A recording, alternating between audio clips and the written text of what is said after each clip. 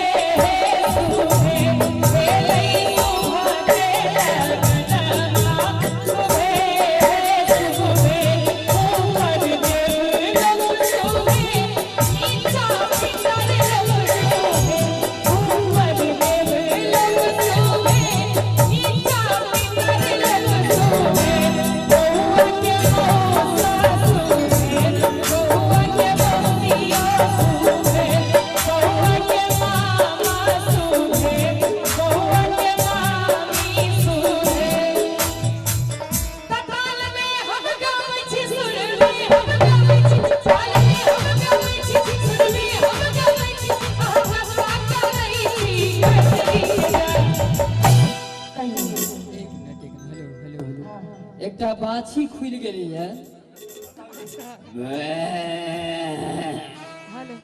केमन से यो बाछी बांधा दियो ई गीत नाथुन का बड़ नीक लागे छे छटपटा के खुल गेले है कनी बाछी बांधा दी आराम से गोटा ताली नहीं बजे छे हुनकर सासो के दियाला